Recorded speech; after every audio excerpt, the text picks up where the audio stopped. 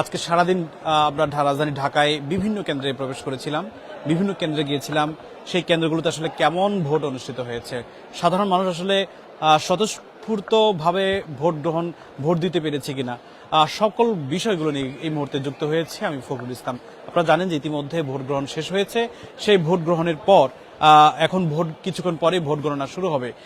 আনুষ্ঠানিকভাবে এখানকার যারা কর্মকর্তা রয়েছে তারা কিন্তু এই কেন্দ্র সহ প্রতিটি আসনের প্রতিটি কেন্দ্র তারা কিন্তু স্ব স্ব কেন্দ্রে ভোট ফলাফল প্রকাশ করবেন।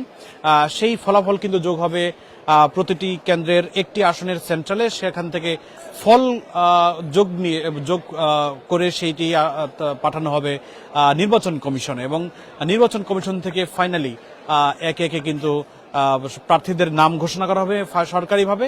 তবে তার আগ পর্যন্ত বেসরকারিভাবে এখানের প্রতিটি আসন থেকে কে কতটি ভোট পেয়েছে তার যোগফল মূলত বেসরকারিভাবে নির্বাচিত করা হবে এখানকার যারা প্রতিদ্বন্দ্বী প্রার্থী রয়েছেন। তবে সারাদিনে আজকে কেমন ভোট হয়েছে আমরা যদি একটু জানাতে চাই, রাজধানীর ঢাকায় দু একটি কেন্দ্র এবং কিছু কিছু কেন্দ্র ছাড়া বেশিরভাগ কেন্দ্রে কিন্তু আসলে শান্তিপূর্ণভাবেই ভোট গ্রহণ হয়েছে। এখন পর্যন্ত আমরা যে আসনটিতে সবচেয়ে বেশি দেখার সুযোগ হয়েছে ঢাকা 15 এবং ঢাকা 17। ঢাকা 15 এবং 17 দুটি আসনের মধ্যে যেই 15 আসনটি সেটি মূলত বাংলাদেশ জামাতে ইসলামীর আমির ডাক্তার শফিকুর রহমানের, তিনি এই আসন থেকে প্রতিদ্বন্দ্বিতা করছেন, এবং পাশের আসনটি মূলত 17, যেই 17 আসনটি গুলশান, বারিধারা সহ এবং এই পাশে ভাসানটেক বস্তি সহ করাল বস্তি সহ অসংখ্য মানুষের যে অংশগ্রহণ, সেই অসংখ্য মানুষ যে ভোটার রয়েছে সেখানে কিন্তু সেই আসনটি মূলত 17 আসন, এবং সেখানে প্রতিদ্বন্দ্বিতা করেছেন বিএনপির চেয়ারম্যান তারেক রহমান। এই মূলত দুইটি আসনে আমরা অনেক কেন্দ্রেই আসলে গিয়েছি। সেখানে কিন্তু কিছু কিছু কেন্দ্রে যে কেন্দ্রগুলোতে বিভিন্ন সময় কেন্দ্র দখলের একটা চেষ্টা হয়েছে, সেই মুহূর্তে কিন্তু সেনাবাহিনীর উপস্থিতি হয়েছে। কিছু কিছু কেন্দ্রে দুপক্ষের মধ্যে হাতাহাতি হয়েছে, তবে বড় ধরনের সংঘর্ষের ঘটনা কিন্তু রাজধানীতে ঘটেনি। তবে একটি আসনে কিন্তু সবচেয়ে বেশি খবর এসেছে, ঢাকা 8 আসন।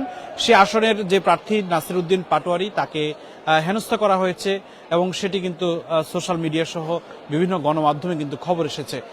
ঢাকার বড় ধরনের কোনো সংঘর্ষ ছাড়াই কিন্তু ঢাকার যে 20টি আসনে নির্বাচন শেষ হয়েছে।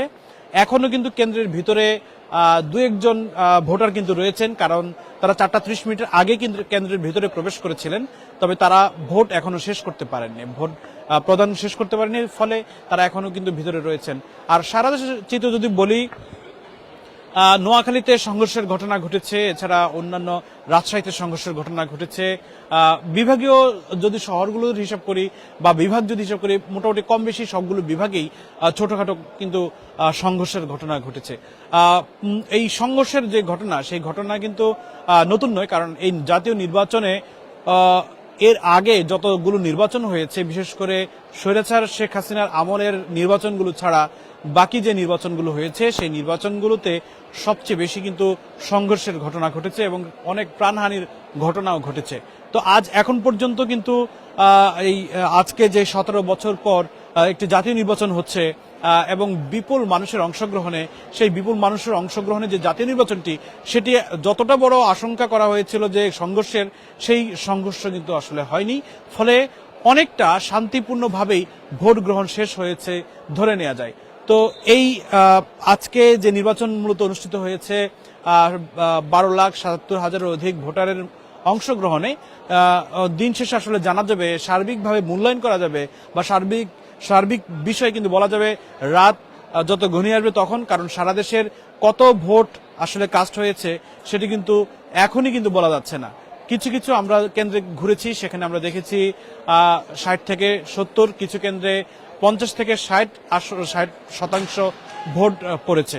তো সবকিছু মিলে আসলে কত শতাংশ ভোট পড়েছে সেটা কিন্তু এখন বলা যাচ্ছে না। তো আমরা সবকিছু মিলে আমরা আবারও কিন্তু যুক্ত হব লাইভে। এই মুহূর্তে বিদায় নিচ্ছি আমি ফখরুল। যে যেখানে থাকুন, যুগান্তরের সঙ্গে থাকুন।